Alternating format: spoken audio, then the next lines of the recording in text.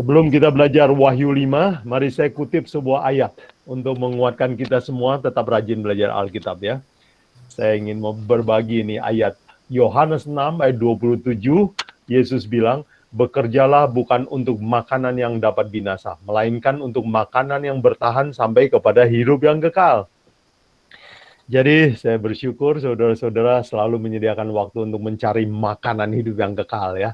Kerja perlu, tetapi lebih perlu lagi cari makanan kekal. Baik, kita akan belajar Wahyu 5. Nah, Wahyu 5 saya harap saudara sudah belajar, jadi nanti mungkin ada pertanyaan. Kalau masih kurang jelas setelah saya terangkan ini ya. Baik, izinkan saya untuk siapkan presentasi saya di Wahyu 5. Dan oke, permisi. Mohon info, apakah sudah muncul? Apakah sudah? Belum, Pak. Belum, oke.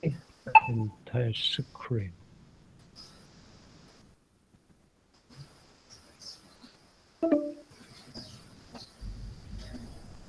Can share your screen. Sorry ya, sebentar ya.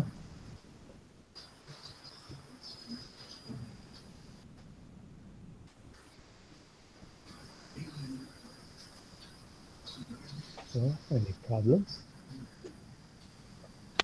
Sorry sebentar ya, maafkan. Ready? Kenapa nggak bisa share screen?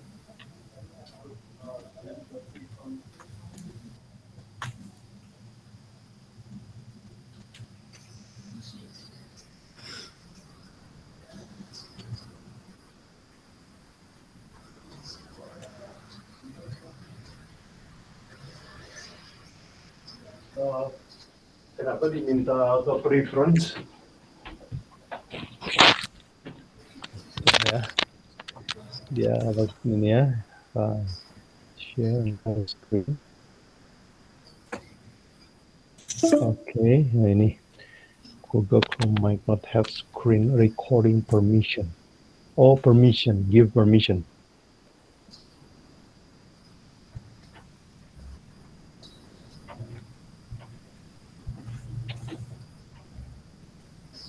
Oh, Grady. Please help, Grady. Biar bisa screen sharing. Yeah, privacy. It's locked.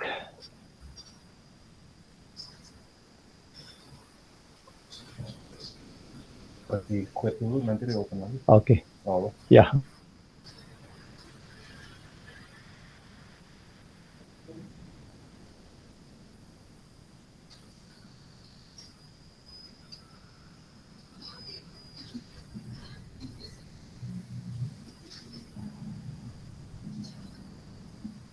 Ya, kita bersabar sebentar ya, Pak Yobu Guam lagi mempersiapkan presentasinya.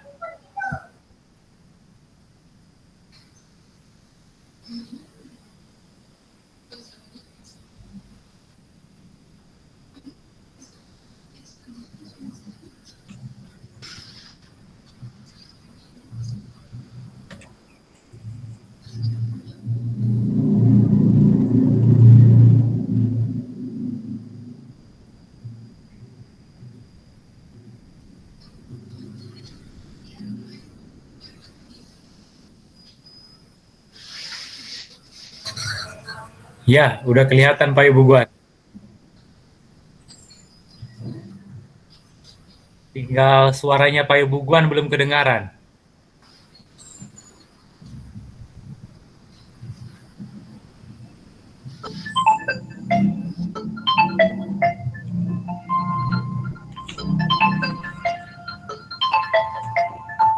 Suara saya sudah bisa masuk ya? Nah, suara Pak Ibu Guan udah kedengaran. Ya. Oke, sudah masuk? Tes. Yes, sudah masuk. Bagus. Oh, Bagus. oke, puji Tuhan ya. Baik, terima kasih. Saudara sekalian sudah menyediakan untuk mencari makanan kekal, jadi mari kita belajar Wahyu 5 supaya kita lebih mengerti Alkitab kita ya. Itulah makanan yang bertahan sampai kesudahan zaman ya. Baik, Wahyu 5 adalah buku dengan saya beri judul buku dengan 7 mantra ya. Kalau saudara yang sudah baca tentu saja sudah memahaminya, mengetahui isinya. Baik, pelajaran sekarang saya akan presentasi kira-kira 30 menit. Dan outline pembicaraan saya, kalau saudara mau mengikuti strukturnya dan mencatat supaya mudah, adalah saya bagi 5 bagian ya. 1, kita mau mengajukan pertanyaan. Buku apa ini yang dimateraikan 7 materai ini? Kedua, apa sih isinya sampai kelihatan begitu penting? Dan ketiga, siapa yang layak membuka buku ini?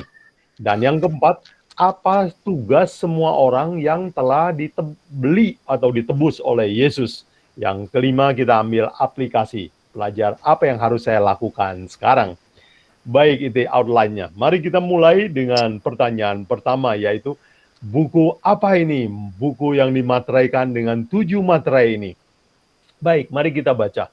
Wahyu 5 ayat 1 katakan, maka aku melihat di tangan kanan dia yang duduk di atas takhta itu sebuah gulungan kitab yang ditulisi sebelah dalam dan sebelah luarnya dan dimaterai dengan 7 materai.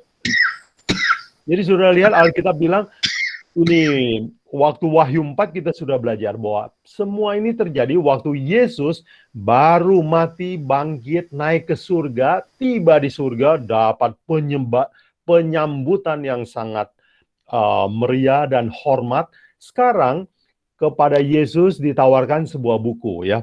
Dan mari tadi kita sudah baca yaitu Wahyu 5 ayat 1 katakan buku ini ditulisi sebelah dalam dan sebelah luarnya dimaterai dengan 7 materai.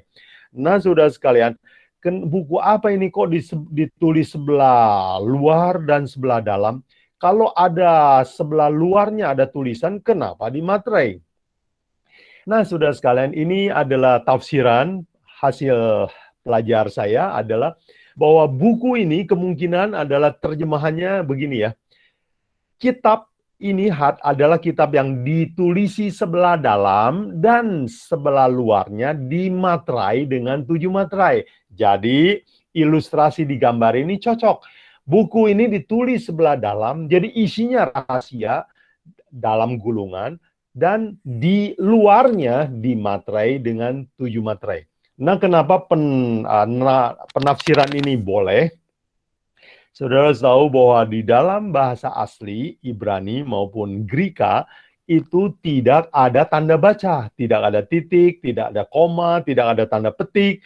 Jadi tanda koma, tanda titik itu ditambahkan oleh penerjemah Alkitab.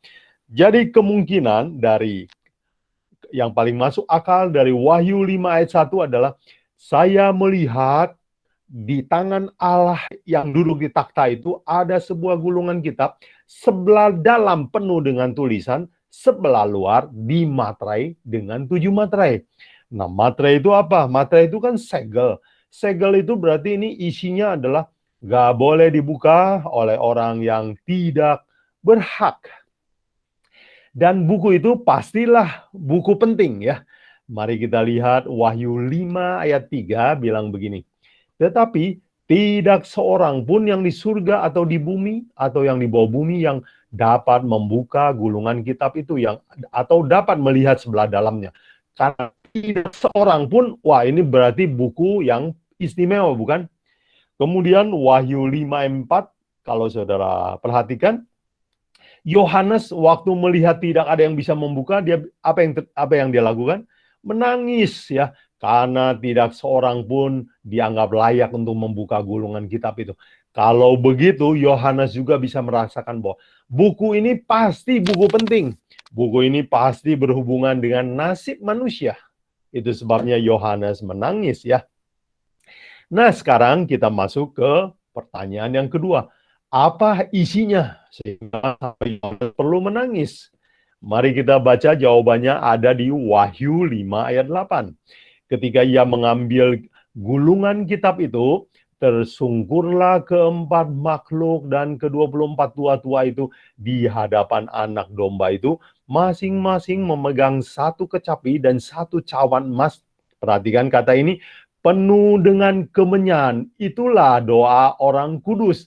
Nah, saudara sekalian, saudara ingat bahwa dalam bait suci, di dalam ruangan pertama ada 7 kaki dian, ada meja roti sajian, dan ada sebuah mezbah berisi kemenyan, ya, berisi wangi-wangian yang dibakar. Dan itu kemenyan atau wangi-wangian yang dibakar itu adalah melambangkan doa, ya. Kalau kita berdoa itu seperti minyak bakaran yang wangi naik kepada Tuhan. Jadi saudara sekalian, jangan bosan-bosan untuk berdoa. Kita harus rajin karena Alkitab menggambarkan itu adalah sebuah minyak yang Tuhan suka. Dan itu adalah sebuah cara untuk kita bisa sampai ke surga. Suara kita sampai di surga. Kita tahu bahwa asap, kemenyan, minyak wangi itu walaupun tidak kelihatan, tapi wanginya kan bisa naik ke atas. Begitulah doa. Jadi saudara sekalian perlu rajin berdoa, ya. Nah, ke-24 makhluk, keempat makhluk dan ke-24 tua-tua, minggu lalu kita sudah belajar, mereka menyembah dan memegang semua doa orang kudus. Jadi kalau begitu, gulungan kitab itu kelihatannya ada hubungannya dengan doa umat Tuhan yang setia. Oke? Jadi gulungan kitab ini adalah berhubungan dengan harapan dari umat Tuhan. Apalagi isinya? Wahyu 5 ayat 9 katakan demikian. Mari kita baca sama-sama. Dan mereka menyanyikan suatu nyanyian baru, katanya. Engkau layak menerima gulungan kitab itu dan membuka materai-materainya. Perhatikan kata karena, ya. Karena engkau telah disembeli dan darahmu engkau telah membeli mereka. Oh, kalau begitu, di gulungan ini berisi nama-nama orang yang telah dibeli oleh Yesus. Yesus kan datang ke dunia ini mati untuk membeli orang-orang yang mati karena dosa. Jadi kalau begitu, gulungan kitab ini isinya apa? Berisi nama-nama orang yang diselamatkan oleh Yesus. Kemudian kita lihat di ayat Wahyu 5 ayat 10, kita dapat informasi yang lain, ya. Mari kita baca. Dan engkau telah membuat mereka menjadi suatu kerajaan, menjadi imam-imam bagi Allah kita, dan mereka memerintah sebagai raja. Pertama, gulungan kitab ini berisi, katanya, orang-orang yang telah dibeli oleh Yesus Kristus. Untuk apa dibeli? Untuk menjadi suatu kerajaan imam. Nah, nanti kita akan belajar bahwa menjadi imam itu artinya menjadi penginjil, menjadi saksi bagi Allah. Jadi kalau begitu, isinya apa ini? Isinya berupa di dalam gulungan 7 materai ini berisi sejarah penginjilan dan nasib orang terhadap penolakan terhadap Injil. Baik, jadi kita bisa simpulkan di pertanyaan nomor 2 ini adalah apa sih isi buku dari 7 materai?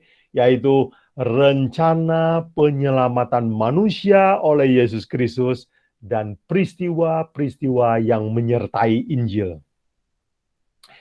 Saudara sekalian, mari kita masuk ke pertanyaan yang ketiga, yaitu siapa yang layak membuka? Malaikat bertanya, Wahyu 5 ayat 2. Dan aku melihat seorang malaikat yang gagah berseru dengan suara nyaring. Katanya, siapakah yang layak membuka gulungan kitab itu dan membuka meterai-meterainya? Malaikat bertanya, siapa? Kemudian di dalam Wahyu 5 ayat 5 diberikan jawabannya. Siapa yang berhak?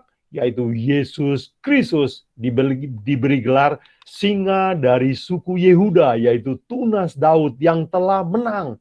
Jadi kenapa Yesus boleh membuka ini? Karena dia adalah tunas Daud, keturunan Daud dan dari Yehuda, dan Indonesia. Dia sudah menang mengalahkan dosa. Dia sudah mati dan menang mengalahkan maut. Karena dia sudah punya hidup, dia telah menang atas kematian. Jadi dia dikatakan berhak menerima, membuka gulungan kitab ini. Jadi Yesus Kristuslah yang berhak. Kemudian di dalam 2 ayat berikutnya, di dalam Wahyu 5 ayat 6 dan 7, saudara akan lihat juga Yesus juga dikatakan berhak menerima gulungan kitab ini karena alasan yang kedua. Dikatakan Yesus seperti seekor anak domba yang telah disembelih. Jadi alasan kenapa Yesus boleh menerima buku ini adalah karena dia telah berkorban. Dia telah mati dan masuk ke dalam maut dan membongkar itu kunci kuburan maut sehingga dia layak ya menerima gulungan kitab ini. Oke. Jadi Yesus Kristus adalah orang yang layak membuka ini. Alasannya diberikan di dalam ayat 9. Wahyu 5 ayat 9 dikatakan, engkau layak menerima gulungan kitab itu dan membuka materai-materainya karena, nah kalau karena itu kan alasannya ada di situ kan. Karena engkau telah disembelih dan dengan darahmu engkau telah membeli mereka. Jadi kalau begitu, kenapa Yesus yang boleh buka kitab nama-nama orang yang diselamatkan? Karena memang dia yang beli. Kalau dia yang beli, dia yang boleh buka. Dialah pemiliknya.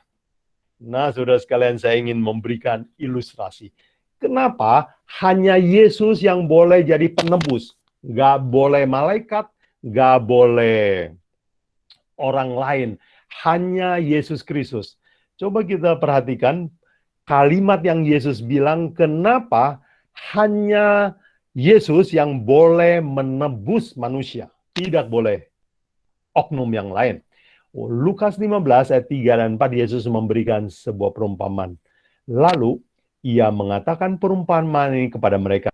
Siapakah antara kamu yang mempunyai 100 ekor domba? Ingat ya, perhatikan kata yang mempunyai. Dan jikalau ia kehilangan seekor di antaranya, tidak meninggalkan yang 99 di padang dan pergi mencari yang sesat itu sampai ia menemukannya. Saudara perhatikan 3 kata ini ya. Yang mempunyai, kehilangan, pergi mencari. Nah, untuk memudahkan ini, saudara sekalian, saya ingat sebuah peristiwa di mana mobil saya dicuri orang.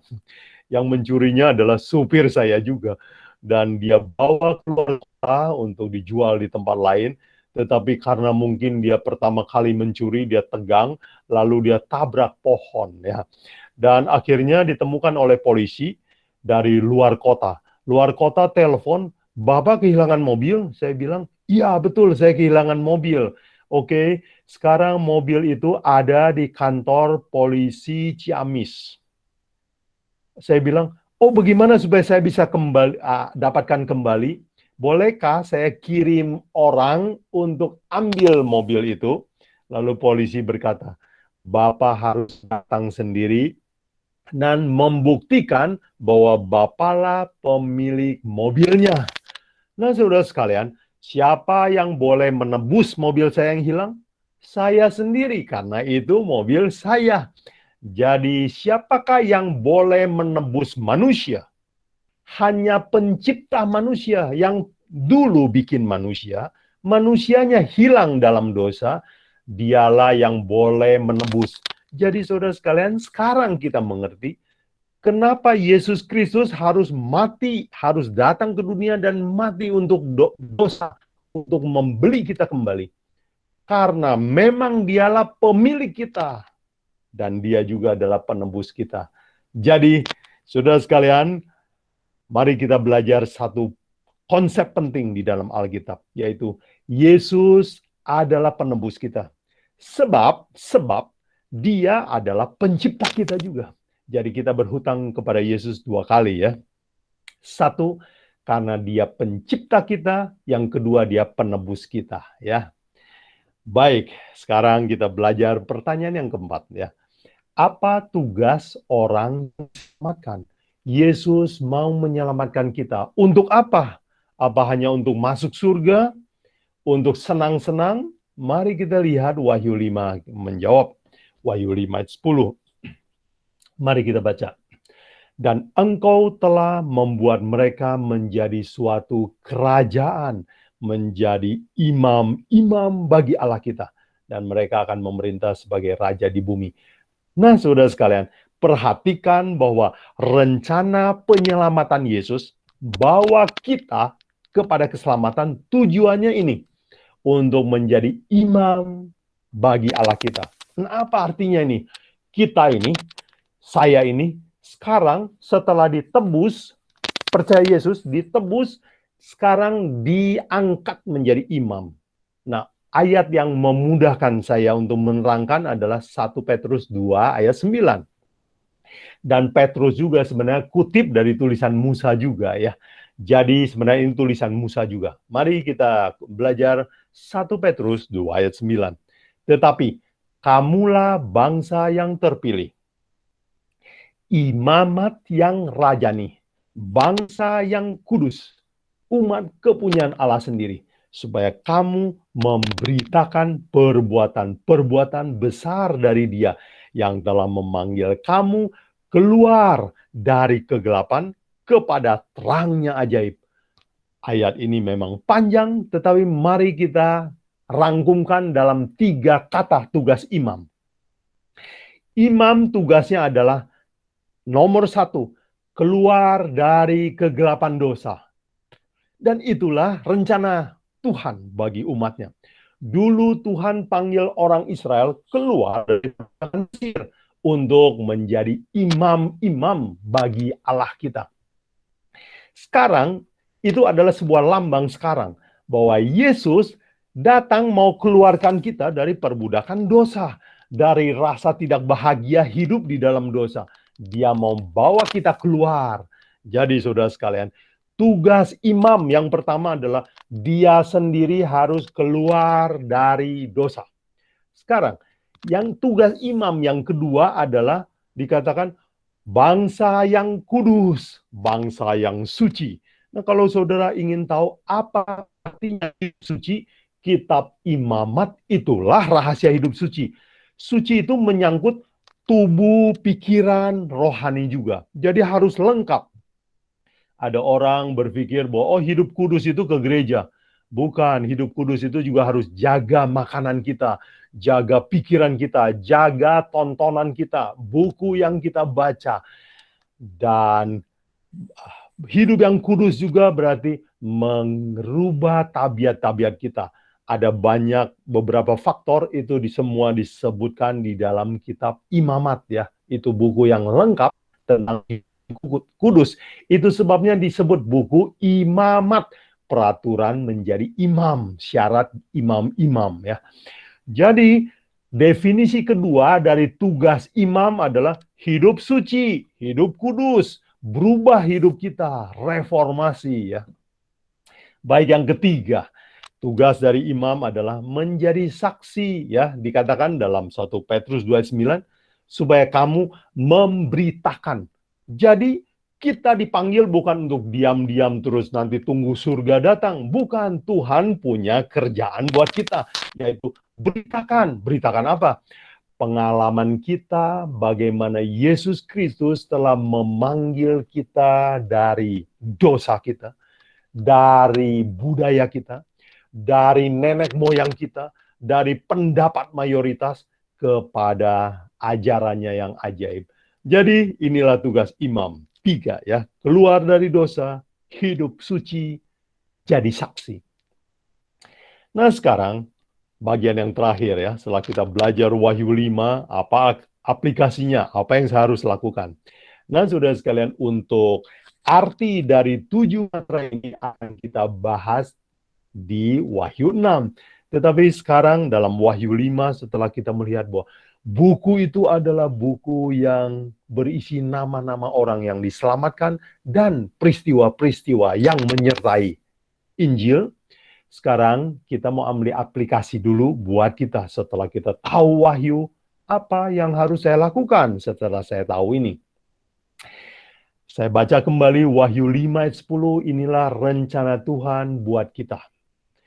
Dikatakan, Wahyu 5 ayat 10, dan engkau telah membuat mereka menjadi suatu kerajaan, menjadi imam-imam bagi Allah kita. Kita sudah belajar tadi bahwa arti dari imam adalah satu, kita harus keluar dari dosa. Dan memang itulah arti nama Yesus ya, yang membawa umatnya keluar dari dosa. Jadi Yesus tidak akan menyelamatkan kita kalau kita tetap di dalam dosa. Jadi keluar. Yang kedua, hidup kudus, hidup suci, perubahan tabiat. Yang ketiga adalah menjadi saksi, menceritakan perbuatan Tuhan dalam hidup kita. Nah, saudara sekalian, kesimpulannya bahwa semua orang yang dipanggil oleh Yesus harus mengalami ini, yaitu pengalaman menang atas dosa. Nah, saudara sekalian, tidak semua orang Kristen pernah mengalami ini. Tetapi Yesus menunggu kita untuk mengalami pengalaman ini, yaitu bagaimana menang atas dosa. Bagaimana caranya menang atas dosa. Nah, saya ingin ceritakan sebuah pengalaman.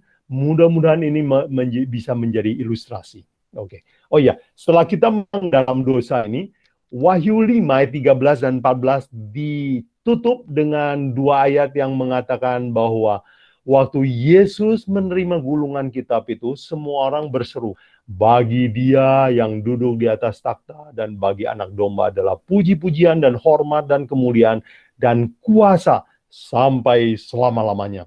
Jadi orang-orang yang ditebus ini haruslah seperti ini. Semua hormat, semua yang menjadi tuan dalam hidup kita adalah Kristus, bukan lagi kita. Dan Paulus mengilustrasikan peristiwa ini dengan satu ayat ya. Galatia 2 ayat 20, saudara ingat itu ayat? Aku telah disalibkan bersama Kristus. Tetapi aku yang hidup sekarang adalah hidup karena anak Allah yang hidup di dalam aku. Nah, dalam bahasa aslinya, aku itu ego. Jadi Paulus ingin mengatakan bahwa ego saya sudah dimatikan. Yang hidup dalam diri saya adalah Kristus. Nah, saudara sekalian, pengalaman mengalahkan dosa dan masuk kepada hidup baru haruslah dialami oleh setiap orang yang percaya kepada Yesus Kristus. Nah, untuk mengilustrasikan ini, izinkan saya menutup dengan sebuah ilustrasi ya. Ilustrasi ini saya beri judul ketika saya melihat luka tangan mama saya. Waktu saya kecil, saya mengalami pertobatan. Pertobatan itu terjadi sekitar umur 11. Sebelum umur 11, kerja saya adalah main hidup mengikuti kemauan saya. Kerja saya suka berkelahi, suka bawa pisau dalam kantong celana, karena lingkungan tetangga saya itu tukang berkelahi semua, berjudi, ya, bermain, nonton. Itulah kerjaan saya tiap hari. Saya tidak suka belajar.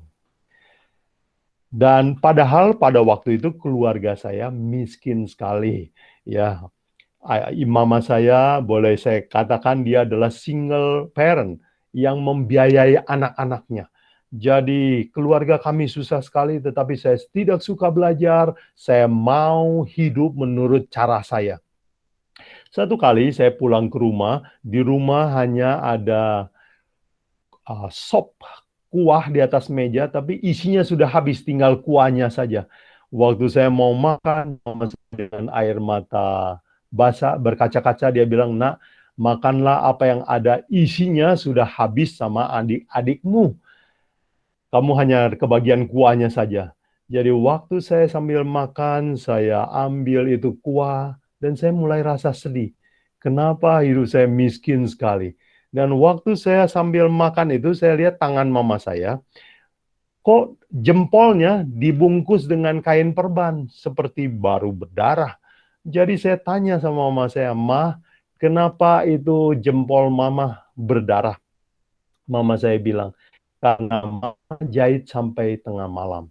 Ketika itu mama saya menerima tugas menjahit. Mama saya sering jahit sampai sakit-sakit, masih jahit juga. Dia harus kerja sampai tengah malam untuk cukup membayar uang sekolah anak-anaknya. Jadi waktu saya lihat tangan mama saya berdarah itu, saya tanya, "Ma, kenapa?" Waktu mama saya bilang, "Karena mama bekerja tengah malam, mungkin ngantuk, dan tanpa sengaja itu tangan tertusuk oleh jarum mesin jahit." Tiba-tiba datang sebuah kesadaran dalam hati saya. Wow, kenapa saya hidup seperti ini? Saya anak yang tidak tahu diri, keluarga miskin. Mama saya sampai harus berkorban buat saya supaya bisa sekolah. Tapi saya malas belajar. Tiba-tiba Tuhan menggerakkan hati saya. Saya tiba-tiba ingat dua hal, yaitu kenapa hidup saya seperti ini. Kenapa saya tidak ingat bahwa mama saya berhutang 2 kali lipat kepada mama saya. Satu, karena dia kan sudah melahirkan saya. Yang kedua, dia bersusah payah untuk membiayai sekolah saya. Jadi saya berhutang kepada mama saya 2 kali. Satu karena dia melahirkan, 2 karena dia berkorban buat saya. Nah, saudara sekalian, sejak saat itu, umur 11 tahun, saya mulai bertekad. Saya mau rajin belajar, tinggalkan hidup saya yang lama. Saya mau cepat bantu orang tua saya supaya keluar dari kemiskinan. Jadi saudara sekalian, dari pengalaman ini saya ingin mengajukan satu pertanyaan buat saya juga, buat kita semua. Apa yang membuat saya berubah? Yaitu ketika saya melihat luka di tangan mama saya.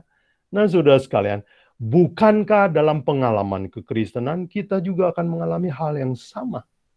Selama ini kita belajar teori agama, tetapi kita tidak pernah bertanya, mengapa Yesus harus mati di kayu salib? Mengapa tanganmu harus terluka? Mengapa engkau raja yang di atas raja harus datang menjadi manusia sederhana di bumi? Dan harus bayar upah dosa. Saya tidak mengerti itu semua. Bila mana saudara bertanya, mengapa tanganmu terluka?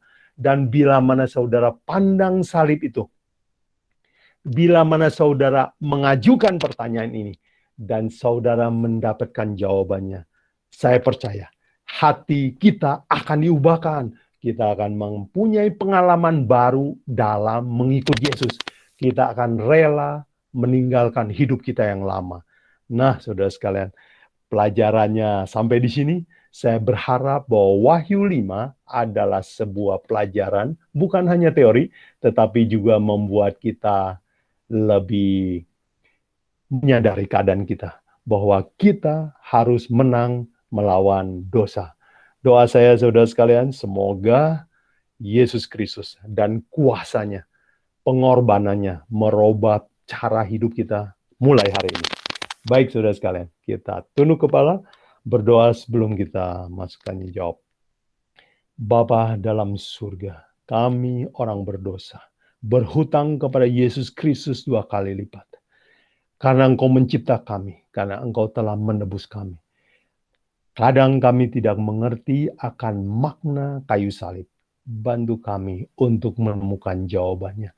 Bantu kami untuk menang melawan dosa. Tinggalkan hidup kami yang lama. Berkati semua pendengar. Berikan kami hidup yang baru di dalam Kristus. Supaya kami boleh menjadi saksi bagi Yesus Kristus mulai dari sekarang. Tuhan, lindungi kami, sertai kami selama kami diskusi. Biarlah Roh Tuhan menolong kami. Dalam nama Yesus kami minta semua ini. Amin. Thank you. Kembali kepada Pendeta Tawaris. Wah, terima kasih banyak Pak Yobuguan firman Tuhannya. Ya, saudara-saudaraku dalam Yesus, jika ada pertanyaan atau tambahan boleh disampaikan.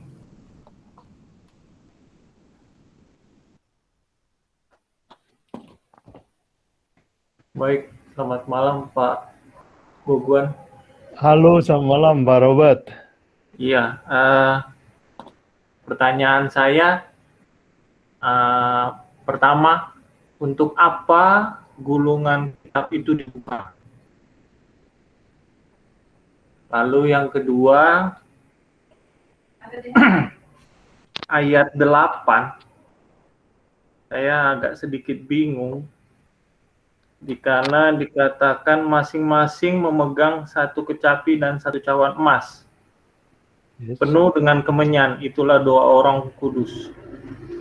Sebenarnya doa itu dipegang oleh anak domba atau oleh keempat makhluk dan ke-24 tua-tua ya? Artinya kalau ini doa orang-orang kudus, kenapa tidak anak domba yang memegang itu? Kenapa harus keempat makhluk dan ke-24 tua-tua? Nah, ini masih jadi gambaran yang minta penjelasannya Pak Boguan. Terima kasih. Oke. Terima kasih. Ya, baik, bagus pertanyaannya Pak Robert. Ditanya untuk apa gulungan ini dibuka. Oke. Ya, untuk pertanyaan ini kita harus lihat di Wahyu 1 ya, dikatakan inilah wahyu Yesus Kristus ya, Wahyu 1 ayat 1 ya. Yang berbahagialah orang yang membaca atau mendengarkan kitab Wahyu ini karena segera akan terjadi ya. Di dalam Wahyu, coba kita baca ya, Wahyu 1 ayat 3, Pak Robert. Ya, berbahagialah yang membaca dan mereka yang mendengar kata nubuat ini dan menuruti apa yang tertulis di dalamnya, sebab waktunya sudah dekat. Jadi kenapa gulungan ini dibuka? Kenapa 7 sidang kemarin kita buka? Nanti kita akan belajar 7 trompet. Kenapa 7 trompet dibuka? Dan kenapa buku Wahyu dibuka? Dan memang buku Wahyu itu artinya buku yang dibuka ya. Itu mengunveil, menyingkap tanda zaman. Jadi pertanyaan Pak Robert baik, dikatakan untuk apa ini gulungan kitab dibuka? Karena Yesus mau mengunveil, menyingkap rahasia zaman. Ya, dan kalau kita tanya lebih lanjut, kenapa Yesus mau menyingkap ini? Sebab waktunya sudah dekat supaya kita bersiap-siap, bukan? Ada alasan yang lain di dalam Yohanes 13 ya, ayat 19, Yesus berkata, aku mengatakan ini lebih dahulu sebelum terjadi supaya iman kamu, supaya kamu lebih percaya. Akulah dia, akulah Yesus Kristus. Jadi kalau kita belajar nubuatan, kitab dengan 7 gulungan ini dibuka, itu akan menambah iman kita. Juga menyiapkan kita untuk peristiwa akhir zaman ya. Jadi kenapa dibuka? Jawabannya cukup jelas di Alkitab, yaitu untuk menyingkap ya dan menambah iman kita.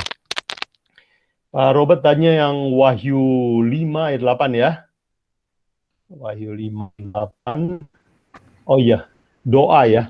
Nah, di dalam bait suci itu kan ada mezbah, dupa. Itu artinya apa? Dupa itu kan wangi. Wangi itu naik, dan saudara tahu bahwa di bilik suci sama maha suci itu dipisahkan sama tirai, tapi atasnya ada celah. Ya, kalau orang bangunan bilang ada bovenlitnya, ada lubang hawanya. Jadi manusia nggak boleh melihat bilik maha suci, tetapi asapnya boleh masuk. Apa artinya? Tuhan ingin memberi pelajaran sama kita, nggak boleh melihat surga. Kita nggak bisa melihat Allah. Tapi doa kita bisa nyampe ke surga. Jadi dupa itu adalah lambang dari doa. Apa artinya wangi ya? Wangi itu adalah lambang dari jasa Yesus Kristus. Itu adalah kebenaran Yesus Kristus. Jadi kalau bau yang biasa itu tidak menyenangkan yang orang lain, menyenangkan Tuhan ya. Hanya harus dikasih wangi-wangian. Jadi dulu upacara bait suci nggak boleh bakar hanya yang biasa-biasa ya. Misalnya bakar kayu ya. Harus bakar yang wangi-wangi. Itu adalah lambang bahwa kalau kita mau berdoa, kita harus datang kepada Allah lewat jasa Yesus Kristus. Itulah artinya wangi-wangian. Nah sekarang, jadi kita tahu bahwa wangi-wangian itu adalah lambang dari Yesus Kristus. Siapakah yang melayani di bait suci? yang menjaga doa-doa ini dikumpulkan, dicatat lah kira-kira dalam bahasa kita sekarang ya, direkap. Itu adalah ini 24 tua keempat makhluk yang melayani di depan takhta Allah itu. Jadi mereka itulah yang juru catat doa, juru catat doa. Jadi mereka juru catat doa, Yesus Kristuslah yang menghubungkan supaya doa kita sampai kepada Bapa. Ya, begitu ya pengertiannya Pak Robert. Semoga ayat 8 cukup jelas ya buat Pak Robert. Terima kasih Pak Robert.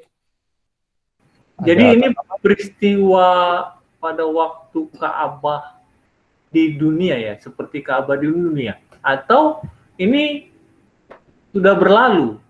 Karena kalau mereka imam-imam kan dikatakan bahwa kita sudah bisa langsung menyampaikan doa kita kepada Tuhan. Sekarang. Atau gimana ya? Oh iya, ya. Baik. Ya Pak Robert, bait suci dulu yang Musa bikin, itu sebenarnya hanya sebuah ilustrasi. Beginilah masalah rohani kira-kira soal kerajaan surga ya. Kalau kamu berdoa, doamu nggak akan didengar Tuhan. Kamu harus pakai sebuah pewangi. Pewangi itulah Yesus Kristus yang akan mati buat kamu. Jadi sebenarnya pelajaran Injil semuanya ada di dalam bait suci. Jadi bait suci itu cuma alat ilustrasi. Nah setelah Yesus datang ke dunia, ilustrasinya kan hilang kan, tapi pelajarannya tetap. Dan menurut Ibrani 9, Paulus bilang, yang Musa bikin itu adalah ilustrasi apa yang ada di surga. Jadi bait suci itu sebenarnya melambangkan surga juga. Jadi di surga, itu doa kita itu memang dicatat. Lalu yang berdoa menggunakan jasa Yesus Kristus, ya, yang merasa dia orang berdosa perlu bantuan Yesus Kristus, itulah orang yang doanya kayak minyak wangi, kayak kemenyan itu naik ke atas. Jadi ini peristiwa yang di Wahyu 5 ini dulu atau sekarang? Itu peristiwa terjadi sekarang, sampai sekarang juga. Bahwa di surga, Yesus itu terus melayani. Tapi secara spesifik memang Wahyu 5 itu adalah peristiwa waktu Yesus naik ke surga. Tapi di surga itu memang Yesus kerja di dua tempat ya, boleh saya bilang dua kantor ya. Kantor pertama adalah ruang suci. Kantor kedua adalah ruang maha suci. Dan kalau dia sudah selesai kerja di kantor nomor 2, dia akan datang kembali. Dan itu kita pelajari di pelajaran Wahyu berikutnya. Jadi kita kalau belajar Wahyu, kita lebih jelas kapan Yesus akan datang. Kita dapat petunjuk lebih. Apakah itu menjawab Pak Robert? Boleh, terima kasih. Terus tadi yang pertanyaan pertama, ya. Kalau nggak salah tadi saya dengar pelajaran bahwa isi kitab itu berisi tentang kehidupan dan kesaksian umat-umat Tuhan. Atau gimana ya? Oh, kitab itu ya. Gulungan kitab ini berisi nama-nama orang yang mau diselamatkan Tuhan, yang diselamatkan Tuhan. Jadi ini buku keselamatan, ya, buku kehidupan. Ini buku, ini ya mudah-mudahan nama kita ada di sana. Jadi buku ini adalah buku penting. Yesus punya buku catatan nama-nama orang yang diselamatkan. Dan ayat berikutnya bilang kita mau diselamatkan untuk menjadi saksi ya, menjadi imam. Kalau begitu, kita ambil kesimpulan bahwa buku ini selain nama-nama orang yang mau diselamatkan Tuhan, juga pengalaman kesaksian umat Tuhan dan nasib orang yang menolak Injil. Ya, jadi 7 materai berisi rencana keselamatan manusia, nasib orang-orang yang menolak Injil. Begitu Pak Robert. Oke, terima kasih Pak Yo untuk pencerahan. Ya, amin. Itu Pak, ada hubungannya nggak Pak dengan buku kehidupan? Yesus yang itu kan ada dua buku kehidupan ya, itu kan. Ya, Sip. sama nggak? Sama. Dengan buku kehidupan yang Yesus kan katanya kalau kita nanti mau masuk ke surga dibuka buku kehidupan itu. Ya. Nah, kita lihat sama itu Pak atau enggak? Oh ya, baik Pak Harmono, terima kasih. Di surga memang banyak buku catatan ya. Alkitab bilang Iya. ada buku kehidupan, ada buku catatan dosa, ada buku tentang pertobatan kita. Nah sekarang ada 7 gulungan kitab. Nah saya tidak tahu persis apakah itu persis, tetapi ini mirip ya. Buku-buku ini berisi buku nama-nama orang yang akan diselamatkan Yesus. Jadi boleh disebut buku kehidupan. Tapi plus, yaitu peristiwa-peristiwa orang yang menolak Injil. Jadi ini juga peristiwa tentang penginjilan ya. Apa yang terjadi di penginjilan, di segala zaman. Jadi ini bolehlah kita katakan ini berisi buku kehidupan. Nama orang yang akan Tuhan selamatkan. Tidak ada dicatat di sini, tidak masuk surga. Itu sebabnya waktu Yesus ya utus murid-muridnya, 70 murid untuk pergi menginjil, Yesus kasih kuasa untuk bisa berkhotbah, menyembuhkan orang sakit, mengusir setan. Wah, mereka datang dengan kabar gembira, lapor sama Yesus. Guru, bahkan setan takut sama kami. Wah, mereka senang sekali. Lalu Yesus bilang, oh jangan berbahagia kalau setan takluk sama kamu. Kamu harus berbahagia kalau namamu tercatat di surga. Jadi seperti lagu Sion ada judul bilang begini, adakah namaku tersurat ya? Jadi itu harus jadi pertanyaan kita ya. Bukan tersurat di buku gereja. Adakah nama saya tersurat di buku ini? Ya, Pak Harmono begitu ya. Jadi bolehlah kita sebut ini adalah buku kehidupan ya. Oke, makasih Bang. Makasih. Makasih. Apakah ada komentar atau tanggapan yang lain? Terima kasih. Terry itu, Ibu Terry itu. Bu Terry. Silakan Bu Terry. Bukan Ibu Terry, Bu Meti kalau nggak salah. Bu Meti saya. Silakan Bu Meti itu. Maaf. Nongol udah nggak dikenal ya. Iya betul Bu. Sebenarnya saya tadi karena Pak Harmono bilang Bu Terry, saya pikir saya yang salah ingat. Udah, karena jet lag. Karena jet lag error. Ini melambangkan ya soal buku itu, jadi kayaknya seperti Bapak bilang tadi ada banyak buku, jadi mengenai doa-doa kan itu melambangkan kemenyan yang naik ke atas. Ya. Tuhan menjawab doa-doa kita kan tidak tunggu nanti akhir zaman kan, biasanya kan ada yang nggak ada suaranya ya. Saya bisa dengar. Ya, enggak kurang. Oh kurang ya? Enggak, dan kena kedengeran. Saya udah kasih besar. Oh, mesti teriak ya. Ya, boleh ulang Bu Meiti. Jadi menyangkut buku itu, ada kan yang dibilang itu melambangkan kemenyan gitu, melambangkan doa-doa yang dinaikkan kepada Tuhan Yesus. Dan doa itu kan biasanya nggak tunggu lama-lama kan Tuhan bisa menentukan saya jawab atau tidak ya. Ya. Tapi ada juga yang berisi nama buku yang berisi nama orang-orang mati yang akan diselamatkan oleh Yesus. Nah itu buku yang itu mungkin dibukanya nanti kalau pada kedatangan Tuhan ya. Jadi saya pikir ada jadi 2 buku beda yang menjawab doa-doa orang dan buku yang berisi nama orang-orang yang ya ibaratnya mati syahid ya, mati syahid untuk Yesus. Kira-kira begitu. Jadi seperti ada 2 buku begitu menurut saya. Oh baik. Karena Bapak bilang tadi kan banyak buku ya. Oh iya. Dan buku yang ya, di Alkitab ada beberapa buku disebutkan, bukan cuma 2.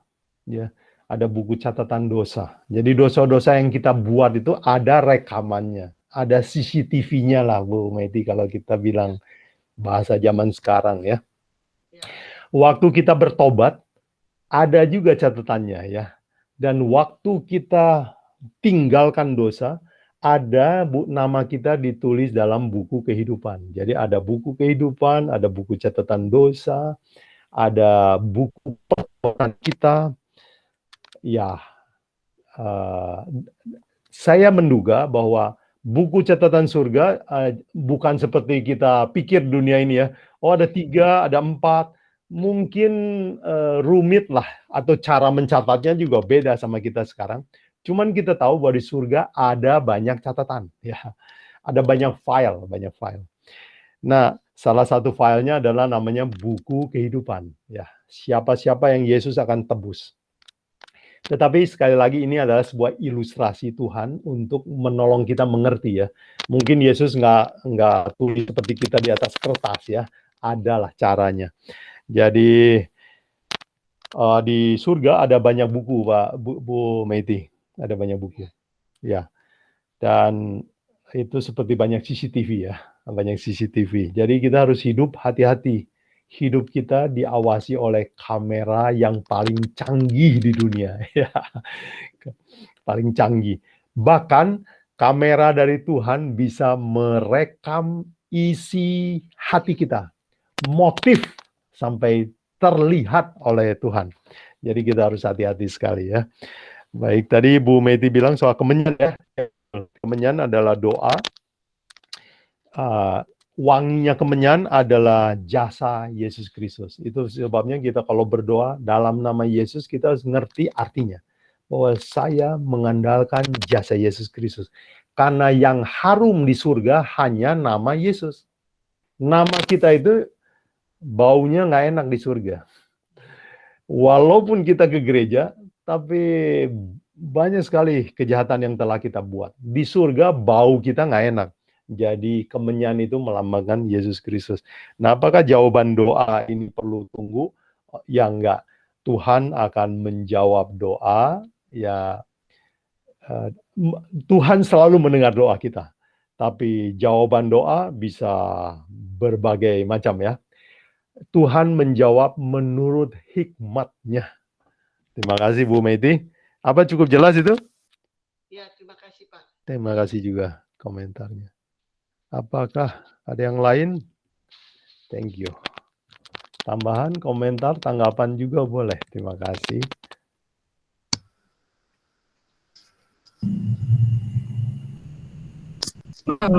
Saya mau bertanya, Pak. Bu Nenggolan, baik, silakan Bu. Ya, sorry karena saya nggak stabil nih, Pak ya.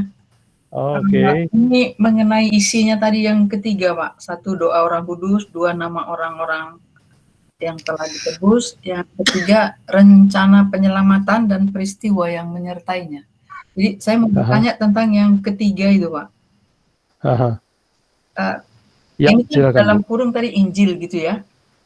Ya. Nah, kira-kira yang saya mungkin kurang tangkap tadi itu maksud rencana penyelamatan dan peristiwa yang menyertai ini, kira-kira apakah ini khusus untuk orang-orang yang menolak Injil, karena di poin kedua kan sudah ada nama orang yang sudah ditebusnya.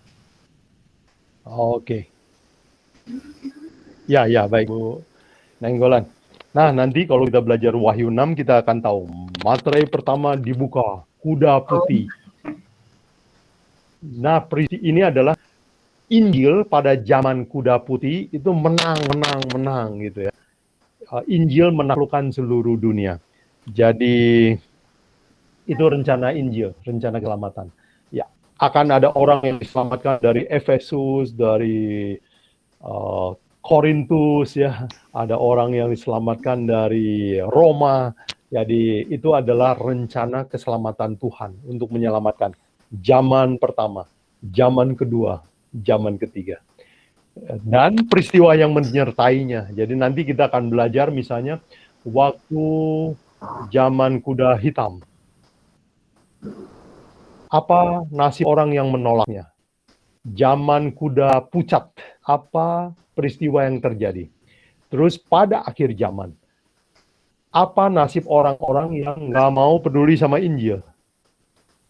Ya, kita baca di Alkitab kan, mereka akan ketakutan waktu Yesus datang ya. Dan mereka bilang, gunung batu tolong timpa kami nggak tahan. Karena banyak orang yang kaget bahwa, oh, saya kira Yesus nggak benar-benar akan datang seperti ini. Ternyata benar terjadi. Jadi akan ada penyesalan besar-besaran. Jadi nanti waktu kita belajar 7 materai, peristiwa 7 materai, itulah yang saya maksud, yaitu Itulah rencana Tuhan menyelamatkan manusia dan semua peristiwa penolakan terhadap Injil. Oh, berarti dua-duanya yang menerima dan yang menolak Injil ya? Ya. Oke. Makasih Pak Buban. Terima kasih. Pak Buguan, selamat pagi. Saya mau bertanya. Pagi Pak Edi, halo. Ya. Ya, tentang imam. Saya itu kalau imam itu dalam pengertian saya itu dari pelayanan tabernakel, ada orang yang melayani di Bait Kudus. Mungkin imam-imam, saya juga sering berpikir mungkin pendeta hari ini adalah imam-imam. Tapi di sini imam kita semua dipanggil menjadi imam-imam. Jadi bagaimana hubungannya dengan seperti saya ini orangnya biasa-biasa aja. Bagaimana imam itu bersangkutan dengan kita orang yang biasa-biasa saja, bukan pendeta begitu. Itu ya. Ya Pak Edi, bagus. Terima kasih, pertanyaan penting ini ya. Di dalam reformasi Protestan yang dipelopori oleh Martin Luther, kan tema-tema yang digaungkan oleh Martin Luther adalah seperti sola scriptura, Bible and Bible alone, only. Kemudian sola gratia, we save by grace only ya. Nah, ada satu reformasi Protestan yang orang sekarang jarang gaungkan ini, yaitu the priesthood of all believer. Jadi keimamatan semua orang percaya. Berarti pada zaman perjanjian baru ini, imam nggak ada. Kita semua yang dipanggil inilah semua imam namanya. Dan konsep ini agak hilang dari dunia Kristen. Kenapa? Sekarang orang terlalu mengandalkan pendeta-pendeta. Maaf, bukan pekerjaan itu tidak penting. Itu penting sekali. Tetapi maksudnya begini. Tuhan memanggil kita itu semua jadi pendeta. Untuk jadi penginjil, untuk jadi imam, ya, kata yang tepatnya imam. Jadi semua orang percaya itu imam, ya. Seperti misalnya di dalam buku Ministry of Healing dikatakan setiap orang yang bertobat dia adalah misionaris, ya. Dia lahir sebagai misionaris di dalam dunia ini. Jadi kita adalah misionaris. Jadi imam sudah misionaris. Nah, imam memang zaman dulu Pak Edi itu adalah mewakili ya. Manusia berlomba-lomba ya, dia mengaku dosa, sama dia potong kan, darahnya dibantu potongin, lalu darahnya dipercikin ke dalam, diantarkan ke dalam bilik suci. Berarti imam itu adalah pengantara melayani manusia dibawa kepada Allah. Memang imam itu tugasnya begitu. Jadi sebagai penginjil, kita orang Kristen ini, Tuhan panggil kita untuk jadi penginjil. Tugas kita adalah, saudara kita lihat, kasihan sekali hidupnya nggak bahagia. Kasihan sekali dia salah mendidik anak. Kasihan sekali dia nggak tahu jalan kesehatan. Kita bantu dia bawa kepada Alkitab, bawa kepada Yesus. Kan kerjaan kita mirip kayak imam. Kalau ada orang yang merasa berdosa, aduh kenapa hidup saya seperti ini, saya ingin keluar dari kebiasaan salah ini. Kita dengar keluhan dia, kita bimbing dia untuk percaya Yesus, kita imam juga. Jadi imam adalah pengantara manusia ke Allah, kepada Allah. Pak Edi, jadi memang tugas kita itu persis kayak imam. Nah, imamat ini kan sudah dihapus kan sistemnya. Ya, sudah nggak perlu lagi dan sudah dihapus oleh Tuhan. Tetapi konsepnya sama berlaku. Tuhan perlu imam. Tuhan perlu bawa orang yang nganterin orang berdosa kepada Yesus, ya, anterin, ya, bawa kepada dia. Di dalam misalnya amanat agung ya, Matius 28, Yesus bilang, pergilah jadikan semua bangsa muridku. Jadikan, kamu yang pergi, jadikan dia murid saya. Selesai tugas kita ya, belum selesai ya. Jadikan dia muridku, baptislah mereka, ajarlah mereka. Jadi kita ini imam tugasnya. Jadi konsep semua orang percaya adalah imam. Itu adalah sebuah konsep Protestan yang terlupakan, ya, lupa digaungkan. Apakah begitu yang Pak Edi tanyakan? Ya, terima kasih Pak Buguan. Jadi Jadi kita punya peranan. Jadi kita ini bukan cuma percaya melakukan untuk diri kita sendiri saja ya. Amin. Betul sekali. Oke, Ya. terima kasih. Terima kasih. Dan ini yang saya mau tekankan di pelajaran kita ini ya. Seringkali kita pikir, saya udah percaya Yesus, terus saya mungkin pergi country living, saya hidup vegetarian, saya makan plant-based. Saya duduk-duduk di rumah tiap hari baca Alkitab, tiap Selasa belajar ikut Bible study, dan saya tunggu surga. Apa betul itu? Jawabannya salah ya. Tuhan panggil kita bukan untuk diam-diam tunggu surga. Tuhan panggil kita untuk jadi imam ya. Beritakan, kasih tahu sama saudara-saudara kita, kasih tahu orang dunia. Aduh, terima kasih Pak Edi. Untung Pak Edi tanyakan ini ya. Thank you. Pak Bogwan, Ya Bu Nainggolan. ini sebenarnya melenceng ya Pak ya. Ya. Tapi kita kemarin di Wahyu 2 kan belajar ada ajaran Nikolaus itu yang Ya. kebetulan tadi Pak Bogwan singgung Martin Luther only by grace gitu. Ya. Jadi saya hanya pengen gitu kira-kira bagaimana perbedaan konsep antara Nikolaus yang bilang kasih karunia kita tidak perlu menurut hukum dengan konsep Martin Luther. Kenapa? Kalau kebetulan teman-teman saya tuh nggak ada yang ngerti kalau teman saya kerja saya. Jadi mereka itu selalu bingung kenapa kamu masih memelihara hari Sabat. Gitu. Kenapa masih makananmu masih aneh-aneh. Nah gitu. Jadi sebenarnya kan kalau hukum itu kan tetap apapun namanya kalau dilanggar kan tetap dosa. Nah jadi saya minta itu sama Pak Bogwan itu konsep Nikolaus dan konsep Martin Luther yang only by grace ini kira-kira gimana Pak? Oke. Baik, terima kasih. Bu Nainggolan, ini pertanyaan penting dan pertanyaan mendasar ya. Nah teman-teman, mari kita ulang apa konsep ini baik sola gratia Alkitab ya. Sola gratia Alkitab adalah ini. Coba kita buka Roma 3:28.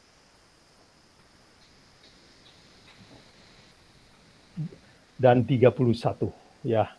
Roma 3:28 dan 31 ini adalah konsep sola gratia yang benar ya, Bu Nainggolan boleh baca? Ya, Roma 28 dan 31 dulu ya. Ya, 3:28 dan 31. Ya. Karena kami yakin bahwa manusia dibenarkan karena iman dan bukan karena ia melakukan hukum Taurat. 31, jika demikian, adakah kami membatalkan hukum Taurat karena iman? Sama sekali tidak. Sebaliknya kami meneguhkannya. Oke, ini adalah konsep yang lengkap tentang pembenaran oleh iman, yaitu manusia itu berdosa kan? Apa yang membuat manusia itu berdosa? Hukum. Supaya kita tahu kita orang berdosa atau tidak, apa ukurannya? Hukum adalah ukuran dosa. Oke. Tetapi apakah dengan berusaha menuruti 10 hukum saya bisa jadi orang benar? Ya tidak bisa. Contoh, jikalau saya pernah mencuri, jikalau saya pernah membunuh, apakah dengan hidup baik hukuman akan hilang? Bagaimana Bu Nainggolan? Tidak juga. Enggak, tetap karena saya pernah membunuh. Karena saya pernah mencuri ya. Ya. Tetap pencuri namanya ya. Tetap pencuri namanya. Nah, bagaimana caranya saya bisa diselamatkan? Nah, disinilah Paulus bilang dalam Roma 3:28, kami yakin, seyakin-yakinnya, sama seperti kita juga hari ini kan, seyakin-yakinnya bahwa manusia tidak bisa hidup suci untuk menghapus dosanya. Nggak bisa. Kan udah pernah dibuat. Jadi Paulus bilang, manusia hanya bisa diselamatkan hanya karena iman kepada jasa Yesus Kristus. Kita perlu dibenarkan oleh seseorang, namanya Yesus Kristus.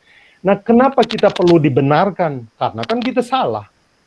Nah, apa ukuran salah? Yaitu 10 hukum. Jadi kalau begitu, sola gratia yang benar adalah mengandalkan jasa Yesus Kristus, tetapi kita menuruti 10 hukum ya.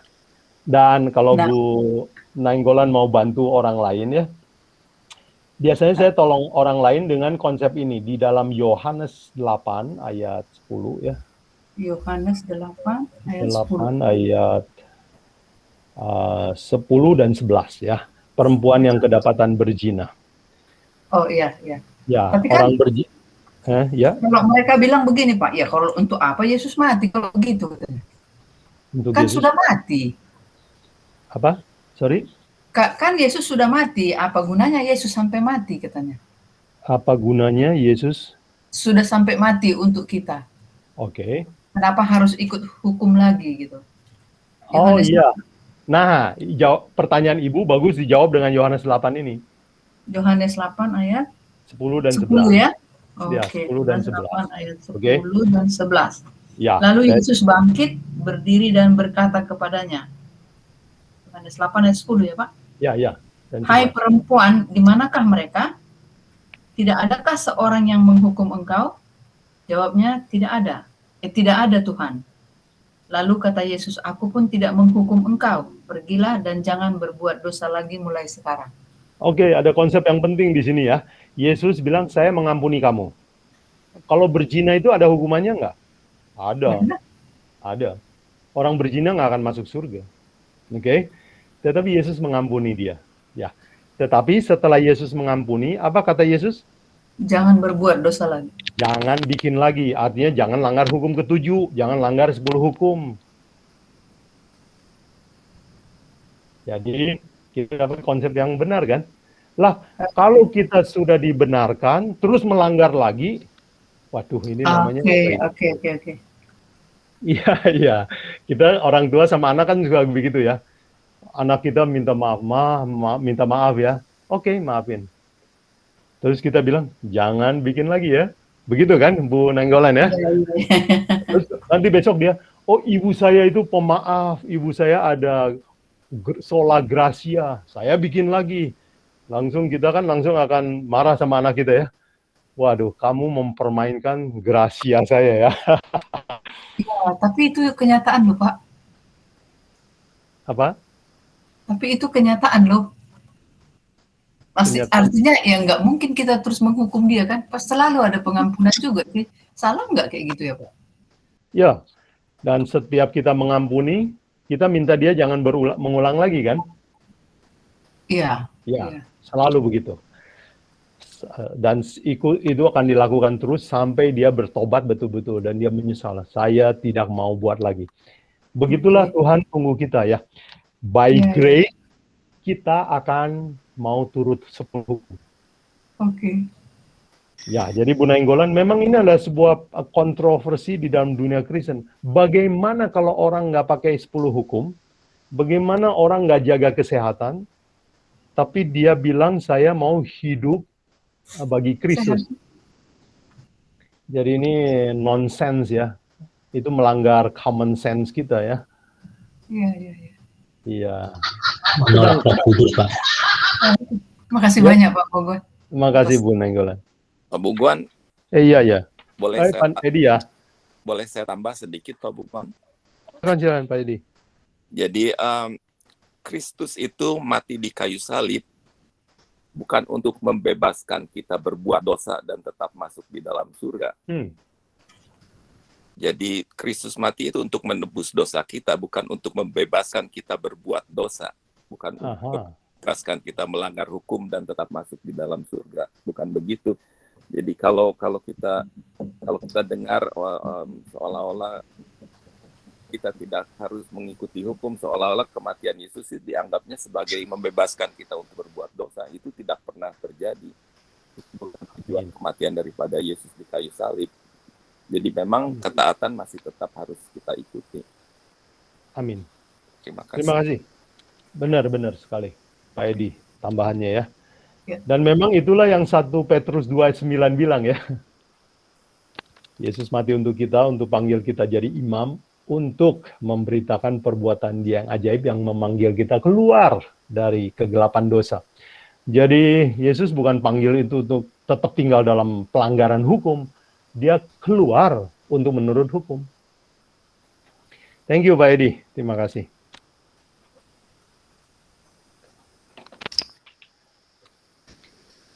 Saya pikir sebenarnya dunia Kristen tuh banyak setuju bahwa 10 hukum bagus. Hanya mereka nggak suka hukum keempat.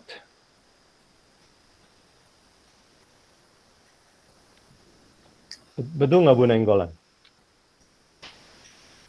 Kan yang kebetulan masuk denominasi Advent kan ini kita udah mengerti gitu, tapi membuat mereka mengerti itu susah. Bahwa memang melanggar hukum itu tetap aja dosa gitu. Karena ya ada juga kalimatnya dari Rasul Paulus ini memang yang membingungkan. Kamu tidak bisa diselamatkan. Nah, mereka pegang itu aja. Kamu tidak selamat karena hukum Taurat. Benar, kita bilang benar, tapi bukan berarti bisa dilanggar. Ya kan Yesus sudah mati. Nah, itu yang bikin kita kalau diskusi atau karena kebetulan bicara gitu ya. Iya. Betul. Ya, terima kasih tadi, Pak. Terima kasih. Jadi kita berusaha kalau tunjukkan ayat-ayat, siapa tahu hatinya tergerak ya oleh firman Tuhan. Iya, amin. Betul. Ya, dan memang dalam menginjil jauhi debat ya. Jauhi debat. Begitu debat kita stop dulu aja. Iya, benar Pak. Benar ya. Karena kita nggak akan masuk, jadi kita tunggu waktu yang lain. Iya. Bu Nenggolan, terima kasih. Terima kasih Pak Edi ya, tambahannya. Apakah Pak Bugwan ada pertanyaan? Oh ya, Pak Joni. Silakan Pak Joni. Di dalam surga dikatakan bahwa banyak buku. Iya. Apakah buku itu real? Begitu banyak buku itu mestinya. Iya. Yang kedua adalah tentu kita bertanya-tanya, kenapa ada buku? Apakah Tuhan itu pelupa? Mohon penjelasan. Oke, bagus Pak Joni tanya kritis ya. Oke, apakah di surga itu buku-buku real? Tentu saja tidak real seperti yang dimaksud di dunia ini. Sekarang setelah zaman komputer saya baru mengerti buku rupanya ini kita sekarang komputer pakai file ya. Itu sudah bukan buku lagi kan? Ya, di komputer saya ini ada ratusan file. Ya, nggak ada. Saya bahkan bisa kirim file saya, buku saya kepada siapa saja. Tanpa perangko lagi, luar biasa ya. Itu dulu orang dulu kalau kita bilang soal saya kirim buku kepada Pak Joni tanpa perangko, tanpa fisik, bingung dia. Jadi di surga itu buku-buku apakah real buku? Saya kira tidak. Karena itu adalah sebuah ilustrasi untuk manusia di bumi, ya pakai bahasa kita. Sekarang zaman komputer saja kata buku itu sudah diganti kata file ya, dokumen. Begitu Pak Joni ya. Jadi bukan buku beneran. Pertanyaan kedua bagus. Mengapa di surga ada buku? Apakah Tuhan pelupa dan mengapa perlu buku? Oke. Ini pertanyaan baik. Begini ya. Kenapa ini surga perlu catatan? Kita harus lihat nanti di Wahyu 20 bahwa ada orang yang tidak masuk surga dan harus dibakar di api neraka. Oke? Itu Tuhan bagaimana membuktikan bahwa dia adil. Catatan itulah. Jadi catatan itulah untuk membuktikan kepada orang bahwa Allah itu adil. Jadi catatan itu sebenarnya buat siapa? Buat seluruh alam semesta untuk mengakui bahwa Tuhan kita itu adil adanya. Catatan itu. Ya contoh, saya misalnya melihat maling masuk ke rumah saya. Wah ini penjahat nih. Dia ambil barang saya. Saya yakin dia penjahat. Tapi bolehkah saya pukul dia? Tidak boleh. Saya harus punya bukti. Kalau enggak, saya bisa masuk penjara. Kalau saya pukul dia sampai apalagi mati ya. Saya bisa masuk penjara. Saya harus punya rekaman CCTV. Saya harus punya saksi. Untuk bilang sama polisi, orang ini masuk ke rumah saya dan mencuri. Jadi saya nggak boleh menghukum dia seenak saya, main hakim sendiri.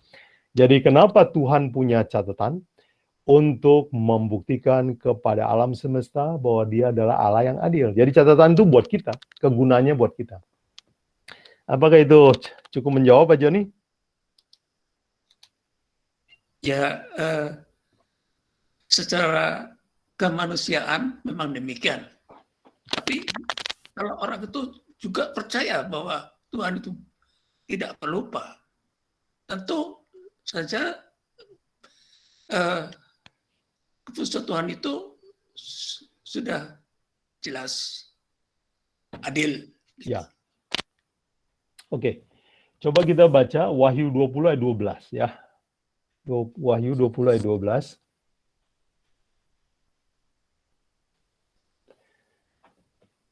Buku-buku ini gunanya di sini disebutkan ya. Boleh saya baca aja ya. Dan aku melihat orang besar, orang mati besar dan kecil berdiri di hadapan takhta itu, lalu dibuka semua kitab. Oke. Ini pengadilan. Dan orang yang mati, demikian juga kitab lain, yaitu kitab kehidupan. Dan orang-orang mati dihakimi menurut perbuatan mereka, berdasarkan apa yang ada tertulis di dalam kitab-kitab itu. Jadi catatan ini adalah untuk pengadilan, Pak Joni.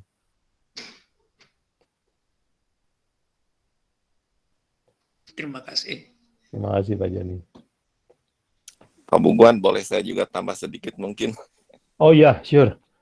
Jadi ya, memang Tuhan itu adil ya, tapi kita ini tetap manusia. Jadi mungkin kadang-kadang kalau kita pikir secara manusia,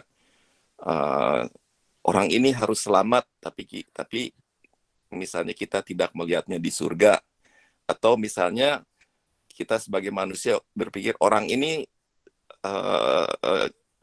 seperti Stephen ya, kalau dia melihat Rasul Paulus ada di surga, dia akan kaget. Karena menurut dia itu orang yang jahat. Bagaimana dia masuk, ya mungkin Tuhan itu bikin data-data itu supaya kalau ada orang yang mau bertanya, ya ada buktinya kenapa Paulus itu menjadi selamat. Yang disangkanya jahat, dan sebaliknya yang kita sangka orang baik nggak ada. Kenapa? Ya, itu ada itunya. Kalau kopnya ya, ada. Iya. Benar-benar Pak Edi, terima kasih. Aduh, saya tertarik gitu ya, cerita Stefanus ya. Stefanus pasti kaget loh. Kok kamu yang bunuh saya, kamu ada di sini? Halo, Pak Daud. Ya, boleh tambahkan juga dikit, Pak? Boleh. Untuk pertanyaan ini, maksudnya juga catatan itu penting juga sebetulnya untuk setan sebetulnya ya. Untuk membuktikan seperti setan bisa komplain kan seseorang kenapa orang ini selamat. Jadi Tuhan bisa kasih lihat bahwa orang ini dulu jahat tapi sudah bertobat. Jadi penting juga seperti Musa lah ya. Setan kan ingin mempermasalahkan Musa dengan Tuhan kan ya. Jadi intinya adalah sehingga pada waktu Yesus datang semua mulut mengatakan Tuhan itu adil. Karena apa? Karena bukti sudah dibuka semua gitu loh. Amin. Ya, itu aja sih Pak. Thank you. Terima kasih. Ya, banyak orang juga tanya ya, kenapa setan nggak disikat aja mulai sekarang? Ya, terima kasih Pak Daud. Ada catatan yang nanti harus dikumpulin dulu sama Tuhan ya, untuk mengadili setan ini ya. Ya. God is good. And he is righteous ya. Jadi dia harus buktikan keadilannya. Apakah ada komentar, pertanyaan lain? Bu Meti.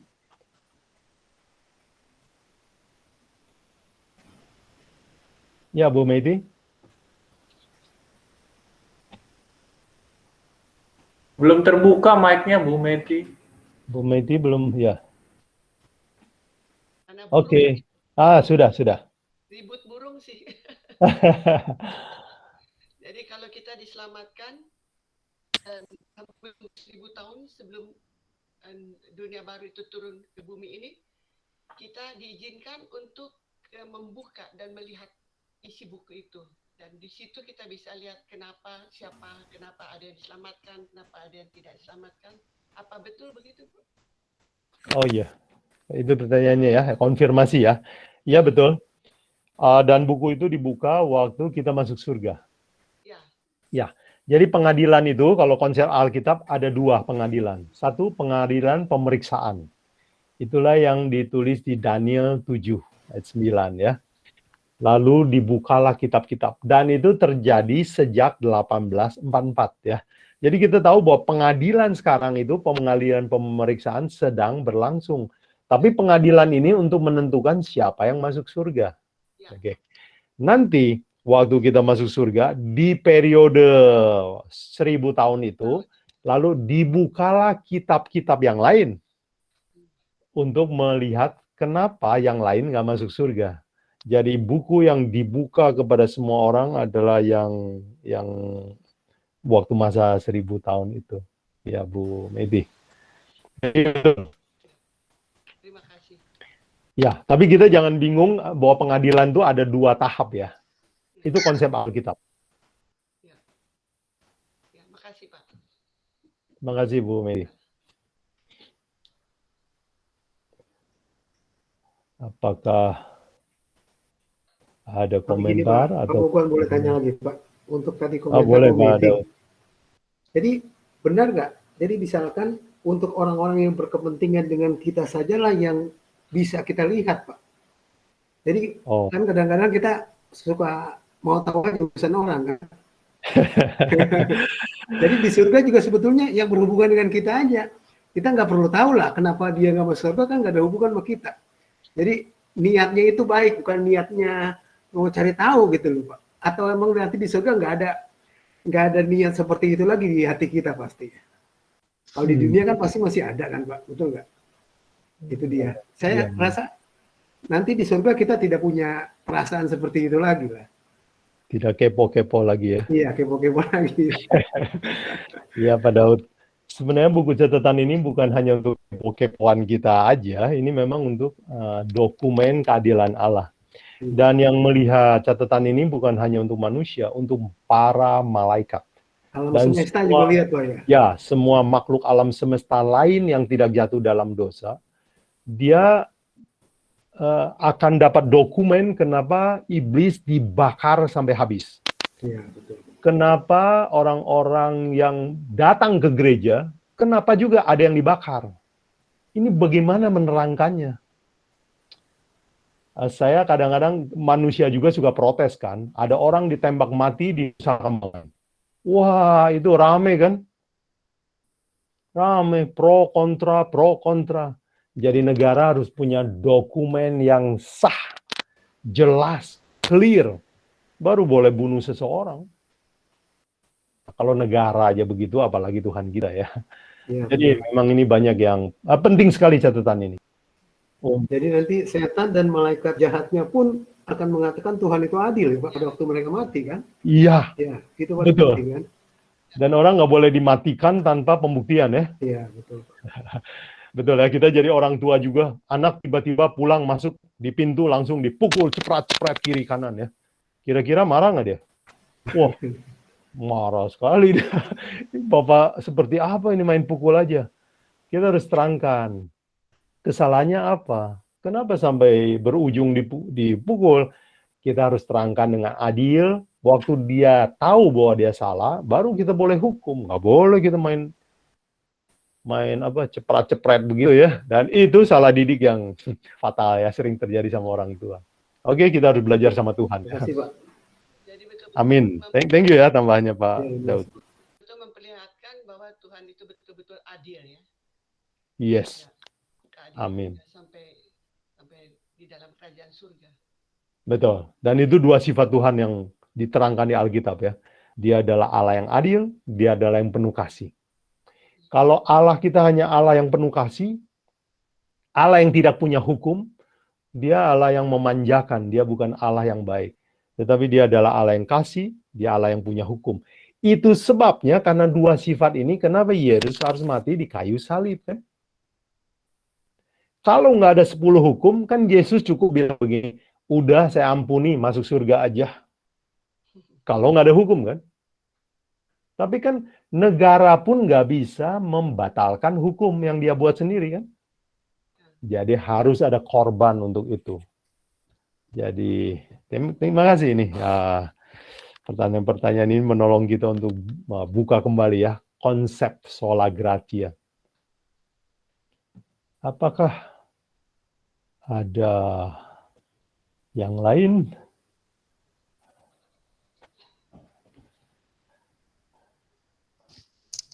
Oh, bagus ini sudah pukul berapa? 8.30. Oh iya Pak Freddy.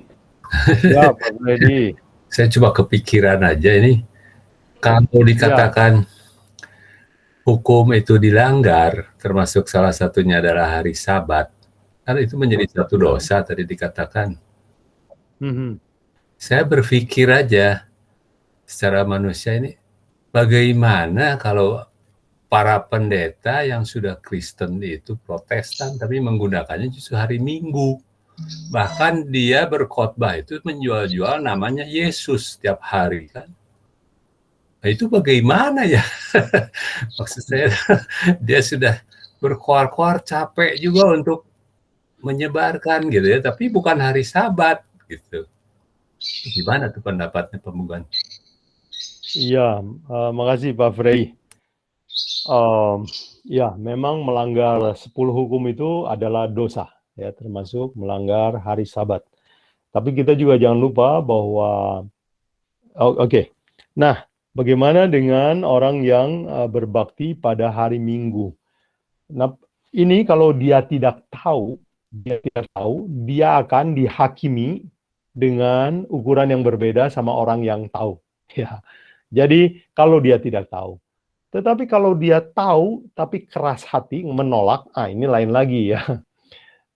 Mungkin saya bisa kasih contoh nih Pak Freddy ya. Saya tidak tahu bahwa ada tulisan verboten dan saya masuk. Ya. Dan saya dihukum, tetap dihukum. Tapi hukumannya lebih ringan karena saya tidak tahu. Tetapi yang melanggar contohnya adalah polisi. Yang melanggarnya adalah orang hukum. Hukumannya lebih berat nggak? Ya biasanya hukum membuat orang yang tahu hukum, kalau dia melanggar hukum, dihukum lebih berat ya. Oh ya, saya contohnya mungkin lebih tepat ini ya, korupsi ya. Misalnya orang kejaksaan korupsi, biasanya dihukumnya 2 kali lebih berat ya. Kalau orang biasa korupsi, mungkin 5 tahun. Kalau orang kejaksaan korupsi 10 tahun ya, di double ya. Karena dia tahu hukum, tapi melanggarnya. Jadi banyak orang ya Pak Freddy tidak tahu bahwa hari Sabat itu adalah hari Sabtu. Itu sebabnya saya mau mengajar ini supaya tahu yang mana yang Alkitab bilang. Jadi kalau mereka tidak tahu ya nggak apa-apa. Tapi setelah diberitahu semoga mereka tidak menolak ya. Karena ini sama dengan menolak Injil ya, kalau diberitahu tapi tidak mau tahu. Dan memang Yesus di dalam Matius 7 ayat 21 sampai 23, kalau Pak Freddy baca itu, Yesus sudah bilang bahwa pada akhir zaman ada orang yang akan kaget, Tuhan bukankah kami telah menyembuhkan orang demi namamu? Jadi kami sudah melayani, kami sudah bekerja, kami sudah bikin mujizat. Yesus bilang, enyalah saya tidak kenal kamu. Wah, jadi rupanya kalau orang ya, menolak untuk menuruti 10 hukum, itu oleh Yesus dibilang, sengaja menolak untuk menurutinya, itu dibilang pegawai tidak terdaftar ya, saya tidak kenal. Wah, berat juga ya. Iya. Sebagai, ya begitu cukup jelas Pak Freddy? Ya, benar sih, benar. Apalagi mereka tuh, saya pernah dengar nonton videonya satu pendeta yang cukup ngetop. Dia masih bisa mengetawakan tentang hari Sabat, bingung saya. Sedang khotbah itu mentertawakan gitu. Wah begini, jadi mereka mentafsirkan yang berbeda gitu. Waduh, saya cuma berpikir, saya udah belajar tentang hari Sabat begini, kok dia bisa ngomong seenaknya begitu gitu ya. Apakah nanti hukumannya bagaimana ya? Cuma ikut berperasaan aja, kasihan amat gitu. Kalau benar itu dia salah gitu. Iya. Nah itu kan kita kalau ngomong tugas kita yang sudah nanti istilah atau mungkin seperti orang-orang yang sudah menjadi imam itu mau menyadarkannya, bagaimana cara menyadarkannya, orang sudah mendarah daging begitu kan susah sekali Pak. Ya, terima kasih. Betul Pak Freddy. Tugas kita, Yesus panggil kita untuk menjadi imam kan. Imam bahasa modernnya adalah saksi. Ya, jadi kita menceritakan kebenaran Alkitab dan orang mau terima, mau tolak, itu adalah resiko orang yang bersangkutan. Ya, resiko ya. Jadi kita kayak pedagang investasi ya. Ya, kita tawarkan sesuatu yang benar-benar investasi. Bukan bodong ya. Ternyata orang tolak. Ya sudah, kita pergi tawarin sama orang lain. Jadi, ya, itulah tugas kita semua ya. Kita dipanggil untuk jadi imam. Itu di imam. Terima kasih Pak Freddy. Terima kasih Pak Buguan. Tapi kita, ya, tadi siapa? Ada pertanyaan ini dari chat. Oh iya. Bagaimana kalau kita yang tidak mengabarkan tentang kebenaran? Apakah kita juga dihukum karena tidak mengabarkan? Dari Pak Melvin. Pak Melvin ya. Thank you Pak Melvin. Apakah kalau kita tidak mengabarkan kebenaran, kita akan dihukum? Jawabannya, iya. Dari Wahyu 5 ayat 9 dan 10 ya. Kita sudah dibeli. Belinya pakai apa? Darah Yesus. Mahal kan? Kematiannya untuk beli kita.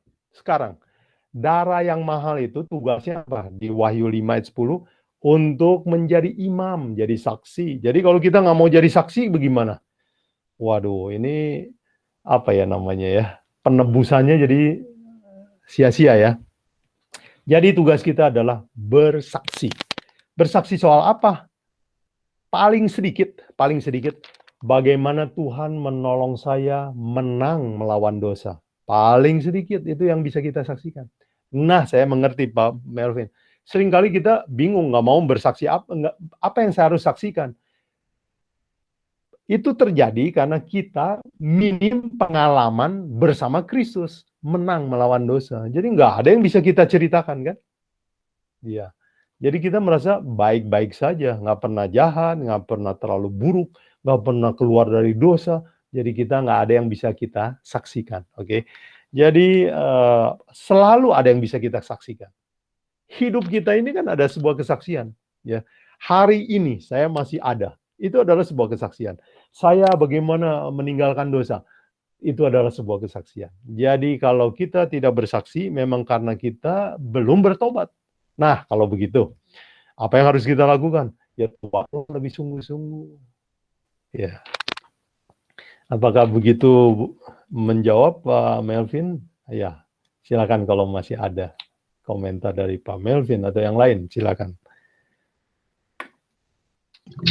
Iya Bang, mau sedikit mengenai kata bersaksi ini.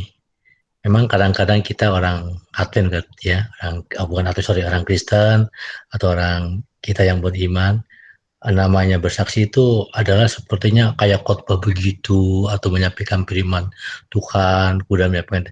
Sebenarnya ke dalam kehidupan kita seperti Pak Buguan bilang, di dalam kehidupan kita kalau kita sebagai orang Kristen udah pasti kalau kita betul-betul hidup seperti tabiat Kristus, seperti apa yang sudah kita selalu baca renungan pagi, artinya kita udah bersaksi sebenarnya.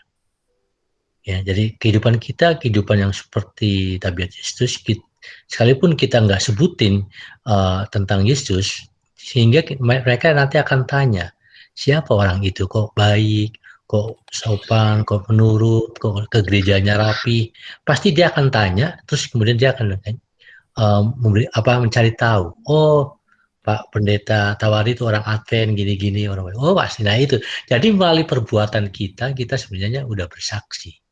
Ya, bersaksi bukan karena kita menyampaikan firman di gereja atau kemudian kita berbuat baik di gereja saja, enggak.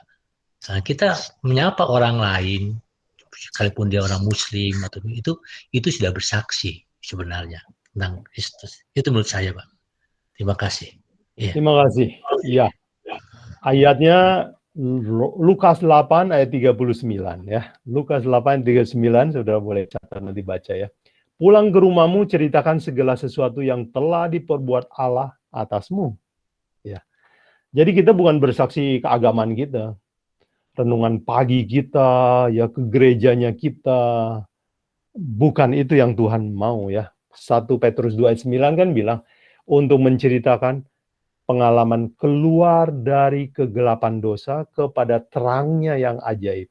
Jadi perubahan inilah yang kamu harus saksikan. Saya dengar banyak orang bersaksi soal feelingnya, perasaannya ya. Oh, waktu saya lagi gundah, saya dengar lagu, tiba-tiba saya jadi enak. Itu bukan kesaksian yang Tuhan tunggu. Tuhan yang sedang tunggu adalah, dulu saya pencinta film, sekarang saya benci. Dulu saya suka kasar sama istri saya, sekarang saya merasa nyesel sekali pernah kasar sama istri saya. Itu yang Tuhan tunggu.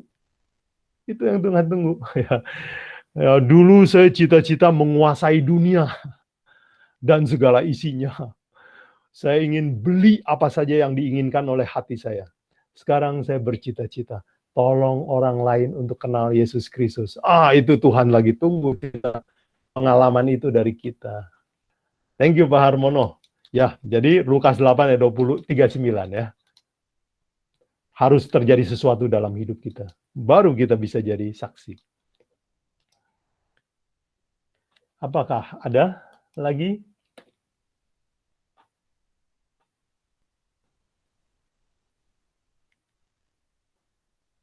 Wah, kelihatannya sudah cukup.